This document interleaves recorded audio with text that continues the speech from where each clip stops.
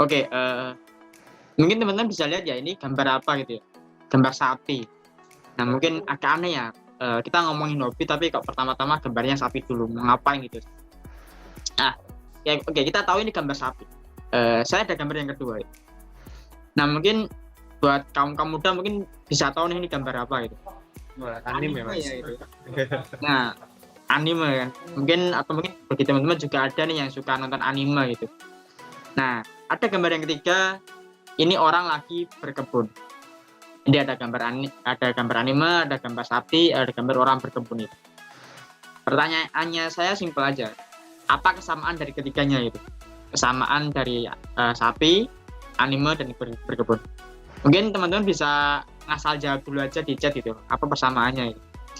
Mungkin kalau antara sapi dan berkebun hampir sama ya, hampir relate ya. Karena kan sapi peternakan. Peternakan. Sama-sama gambar, bener banget ya, sama-sama gambar, ya bener sih sama-sama gambar. Tapi kalau ada sapi, ada berkebun, tapi kok ada anime itu, ini relate-nya apa gitu? Nah, ini akan kita bahas lebih lanjut teman-teman. Oke, terima kasih Mbak Striana sudah menjawab, sama-sama gambar ya bener. Nah, kesamaannya adalah teman-teman, ternyata gitu, sama-sama ada orang-orang yang menyulap hobi di bidang ketiga itu menjadi beruang atau menghasilkan uang. Semuanya berawal dengan konten atau membuat konten di sosial media gitu, di media sosial. Nah, saya akan awali diskusi malam hari ini dengan saya kasih contohnya dulu gitu, orang-orang yang benar-benar sudah berhasil nih convert atau mengubah dari hobi menjadi beruang gitu. Yang pertama ada Mbak Siti Soraya itu. Mungkin teman-teman bisa cek juga di Instagramnya itu, Soraya Cassandra.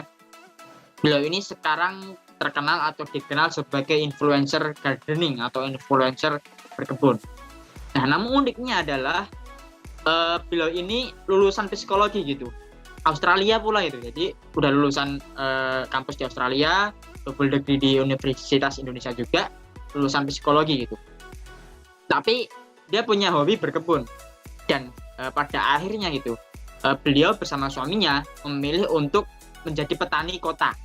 Nah ini agak unik nih, udah beda dari jurusannya jadi petani tapi petani kota. Kita tahu kan kalau unsur kata petani itu kan kita mikirnya orang desa itu kan di pedesaan, tapi ini petani di kota. Nah namun yang menjadi unik adalah pada akhirnya sekarang dengan dia menggeluti hobinya dan sering konten di sosial media, dia sekarang menjadi terkenal sebagai influencer dan berkebun gitu. Sering banget mengedukasi, sering banget sharing-sharing di sosial medianya. Nah, bahkan Paragon gitu, perusahaan Paragon yang memproduksi Wardah ya, mungkin teman-teman yang kosmetiknya pakai Wardah itu. Paragon sempat atau pernah nih bikin acara workshop khusus tentang perempuan untuk berkebun gitu, mengundang Mbak Siti Soraya. Padahal ini cukup unik ya, kalau kita mau ngadain workshop tentang berkebun, kan kita bisa tuh manggil praktisi atau orang yang ahli dari jurusan peternak, dari jurusan pertanian gitu, atau mungkin dosen-dosen gitu. Tapi yang diundang adalah Mbak Siti Soraya, yang itu notabene sebagai influencer.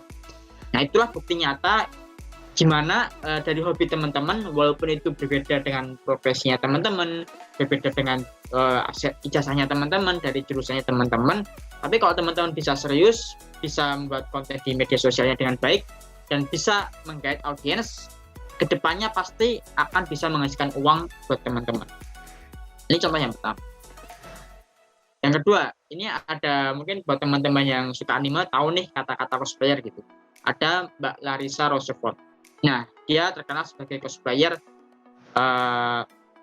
dan juga selebgram gitu. Nah, pada awalnya ini dia berawal dari kesukaannya dengan anime gitu. Dia suka anime, suka nonton anime, kemudian dia punya skill atau suka menggambar. Tapi kemudian dia merasa kayak pengen nyoba nih hobi cosplay gitu. Nah, dari percobaannya itu ternyata dia merasa senang, seru, akhirnya dia semakin menggeluti dunia cosplay itu. Dan mungkin awal-awalnya tentu di tahap amatir gitu pasti nggak terkenal atau bahkan siapa sih ini gitu. Tapi karena dia itu konsisten, tetap menggeluti di bidangnya ini, di bidang cosplayer, kemudian sering bikin konten juga di sosial media gitu, akhirnya bisa terkenal dan sekarang mungkin sampai dapat semacam dianggap sebagai diva cosplayer Indonesia. Dan bahkan uniknya lagi juga dia sampai pernah diundang ke podcastnya Deddy Corbuzier gitu. Jadi mungkin ini sebuah bukti ya, jadi orang yang ini hobi apaan tapi kalau memang digeluti dengan baik dan memang itu bisa menggait audiens di segmennya, pasti kedepannya akan membuahkan hasil yang baik buat kita. Yang terakhir nih, mungkin ini yang paling unik gitu, ada Mas Tia Hermawan. Ini teman saya sendiri gitu sebenarnya. Dia itu peternak sapi, masih muda. Nah, uniknya adalah dia itu juga lulusannya dia kuliahnya itu jurusan keperawatan gitu. Jurusan keperawatan, tapi sekarang profesinya sebagai peternak gitu. Mungkin kalau kita anggapannya peternak itu mungkin cocoknya kalau buat anak muda ya mahasiswa yang lulusan peternakan gitu ya. Tapi ini jurusan keperawatan, tapi karena hobinya peternak atau dia di lingkungan keluarga, di mana lingkungan keluarga yang bertani gitu. Nah, dia akhirnya kayak semacam mencoba beternak. Awalnya hanya dengan 1 ekor sapi gitu. Tapi karena dia konsisten, dia benar-benar belajar di dunia peternakan sapi, kemudian dia juga bikin konten di YouTube dan IG gitu ya. Dia sering bikin konten dan bikin konten yang unik, lucu. Mungkin teman-teman bisa cek aja. Kontennya ini sangat-sangat khas gitu, sangat-sangat unik, sangat lucu. Pasti teman-teman suka itu. Sampai akhirnya semakin terkenal, sampai mungkin kalau kita bisa bilang sekarang total ekor sapi yang pernah dijual sudah ratusan ekor gitu. Dan di hari raya Idul Adha yang kemarin dia sempat trending gitu karena dia sampai ke levelnya atau sudah dikenal di kalangan selebriti gitu. Jadi mungkin kemarin sempat tuh ada video trending nomor 1 di YouTube tuh, itu videonya beliau itu, videonya dari Mas Tia Hermawan di peternakannya. Dari bayangin nggak ya, video trending di YouTube tapi tentang sapi gitu kan, kayak mungkin hal yang jadul gitu.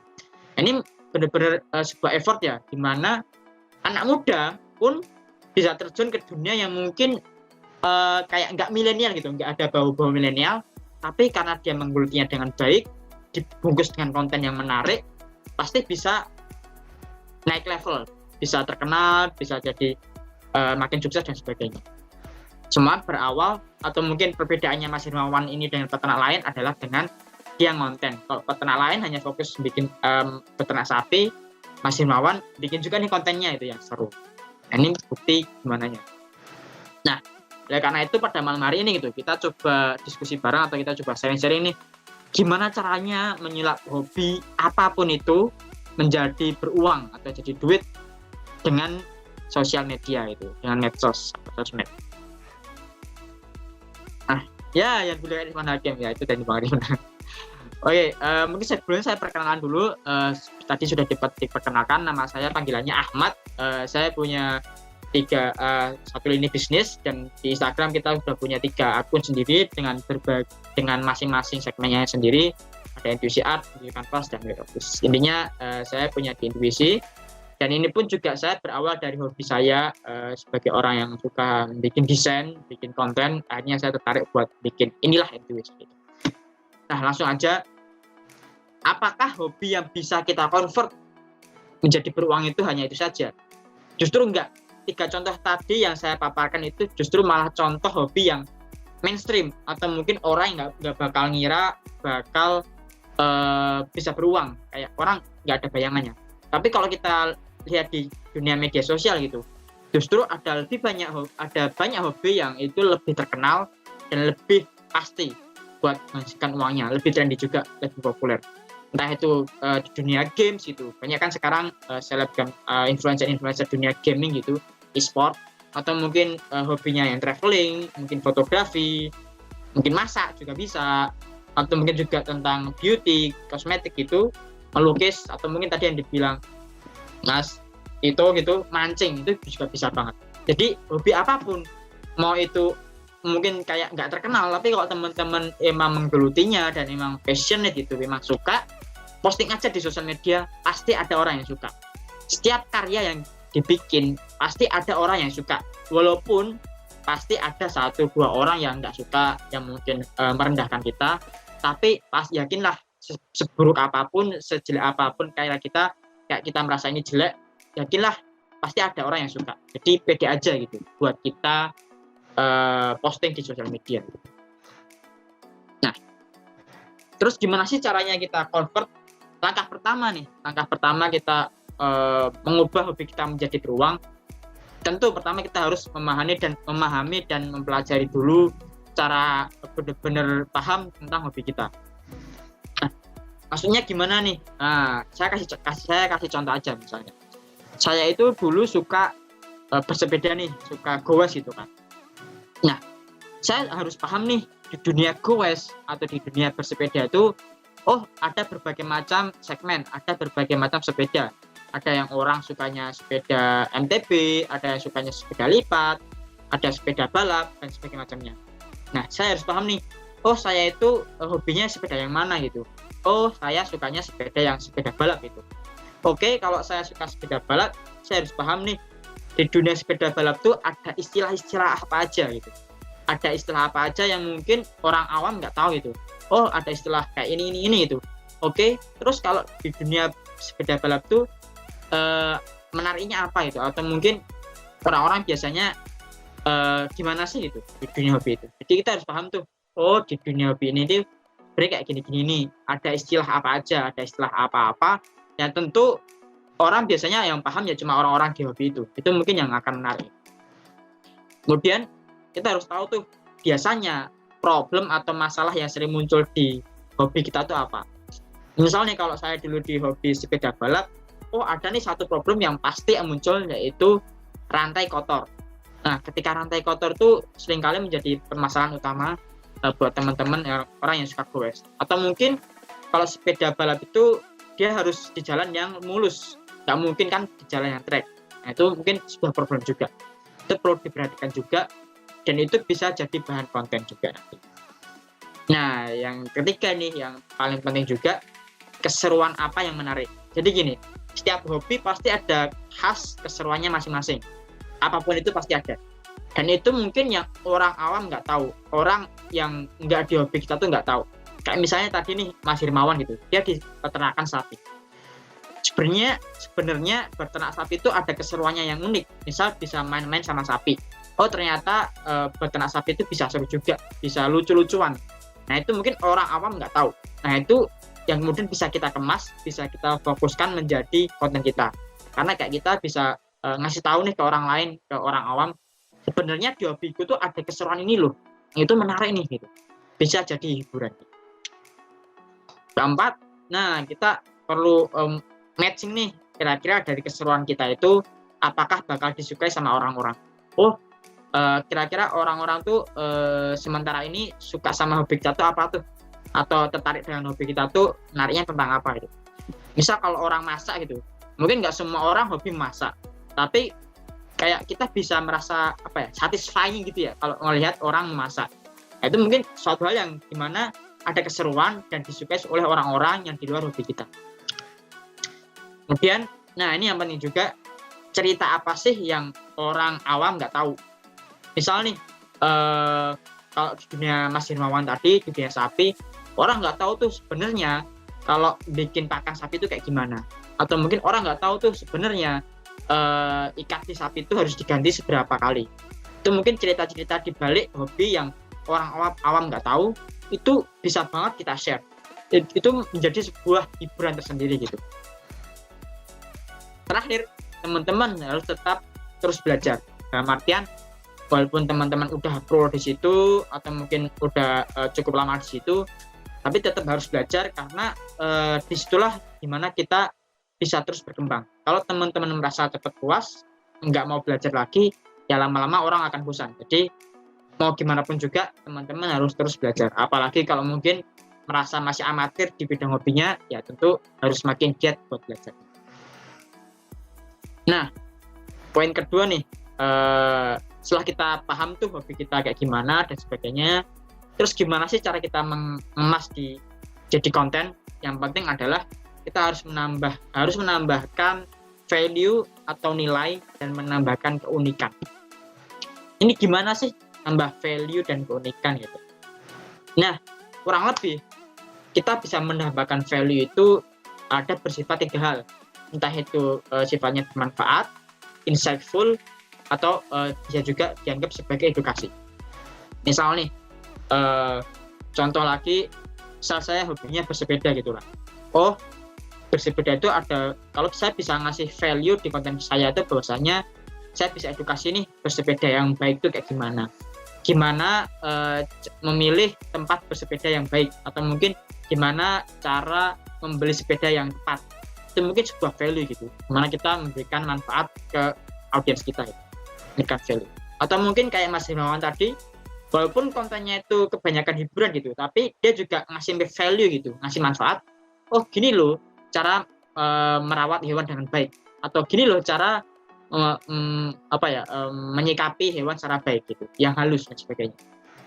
Itu pertama harus ada unsur value, karena unsur manfaat ini kayak inilah poin positif dari kita, itu harus kita berikan. Kedua, tambahkan keunikan. Nah ini sangat penting, atau ini yang akan menjadi identitas atau branding dari teman-teman. Misal nih yang kita bisa lihat banget, teman-teman bisa cek di Setia Farm tadi ya, di Mas Himawan.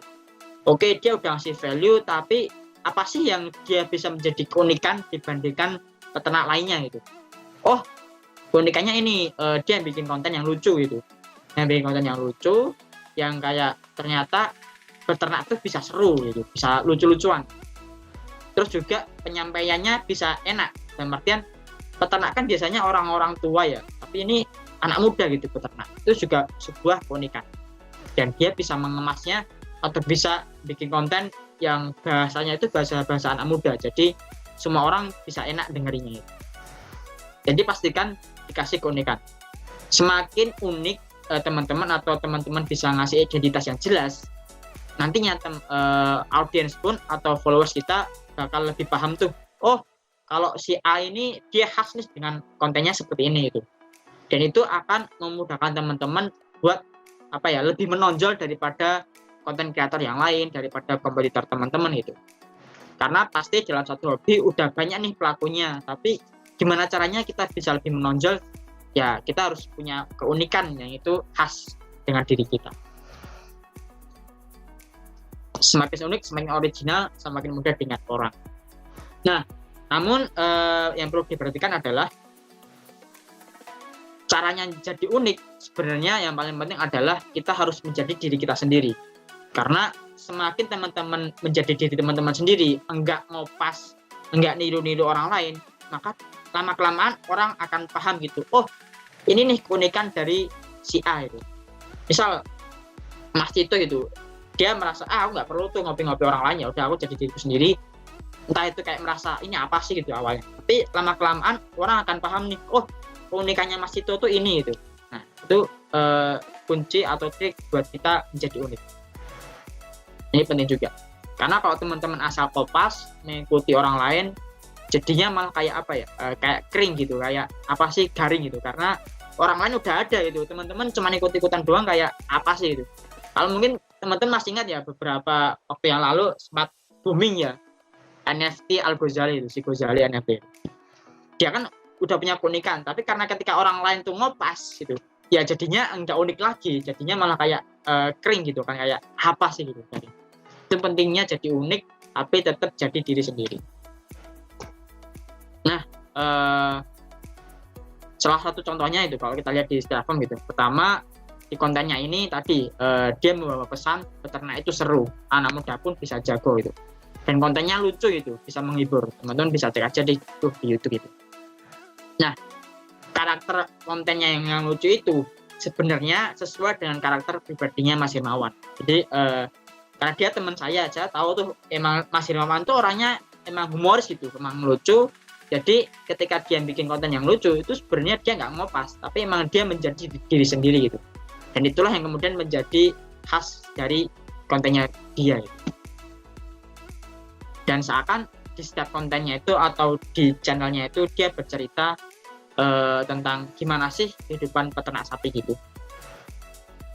Dan yang paling penting kita harus melakukannya dengan sepenuh hati. Jadi karena itu hobi, jadi ya harusnya kita sepenuh hati dong, harus enjoy, harus santuy gitu kan, karena ini hobi kita sendiri, harus enak itu.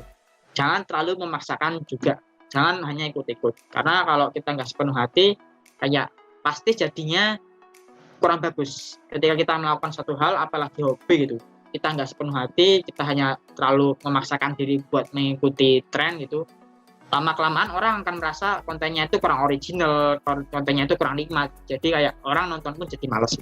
Jadi penting buat kita tetap passionate gitu. Nah, yang terakhir tadi, be different, be unique. Jadilah beda, jadilah unik gitu. Nah, terus kalau udah nemu tuh, udah belajar, udah menemukan keunikan diri sendiri, nah terus barulah kita bisa mulai bikin konten gitu. Bikin konten buat kita memperkenalkan diri gitu ke dunia media sosial. Ini loh aku punya hobi ini, dan ini menarik hobiku tuh. Nah ini mungkin aku bisa share nih hobiku tentang kalian gitu. Itu perlu konten. Ini sebenarnya simpel aja sih. Semua orang bisa konten, semua orang bisa bikin konten apapun itu di media sosial. Tapi yang paling penting adalah gimana caranya kita paham kunci buat konten itu. Nah, pertama kuncinya adalah jadikan Instagram sebagai ruang display itu. Jadi kalau mungkin kita ke museum gitu, ada museum itu kan ruang display di mana kita mendisplay hasil karya.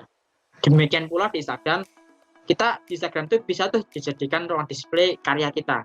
Misalnya nih, hobi saya melukis itu, ya bisa aja langsung postingannya tentang hasil lukisan kita itu.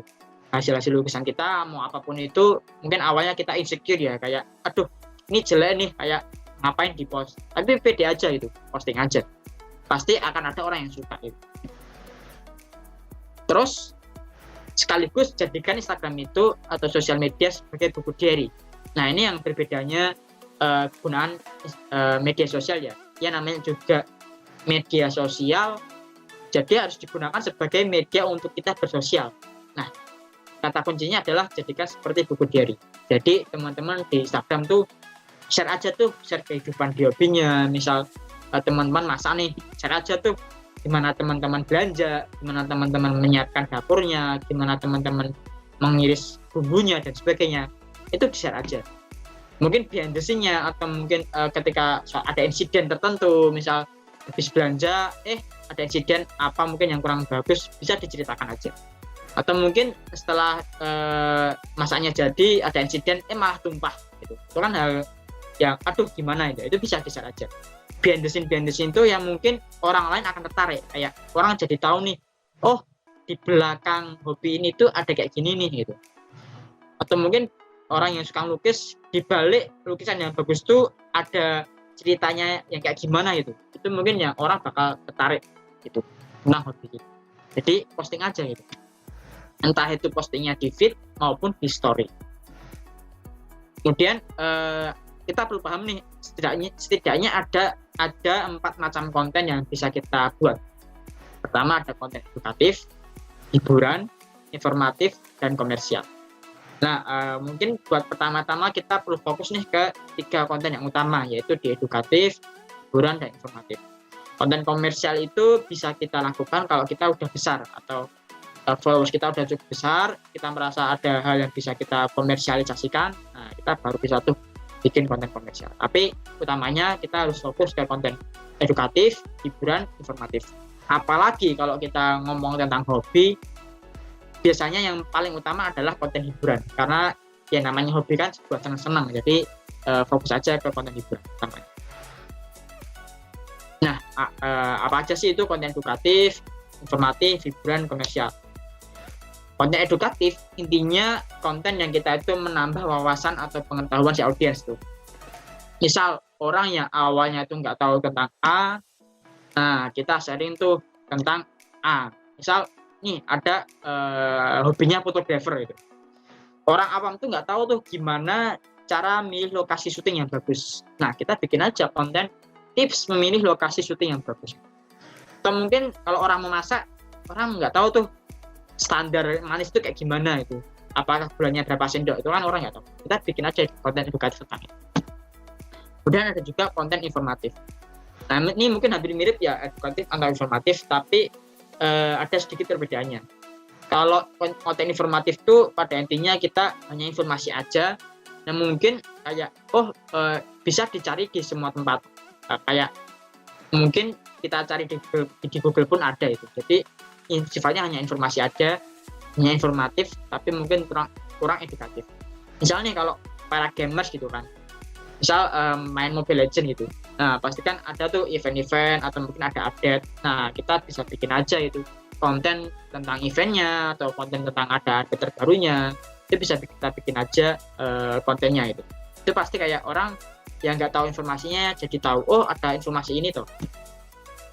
Yang ketiga, konten hiburan. Ya intinya konten yang penting bisa menghibur audiens lah, apapun itu.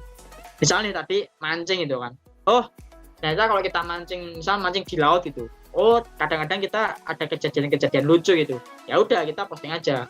Atau mungkin kita mancing di sungai juga ada kejadian lucu, misal tiba-tiba kepleset yang mungkin kejebur, itu kan mungkin agak sakit tapi orang malah suka atau lucu itu kan, tapi tetap aman, jadi kayak orang lucu gitu, itu sebuah hiburan tersendiri. Dan konten hiburan biasanya yang bakal bikin akun kita cepat berkembang, itu konten hiburan. Yang terakhir, konten komersial, pada intinya ya ini konten yang mengandung unsur jualan. Misal teman-teman udah followersnya udah banyak itu kan, udah cukup berkembang, nah, mungkin bisa tuh ntar ada konten endorsement, paid promote, atau mungkin teman-teman jualan produk tersendiri, itu bisa banget.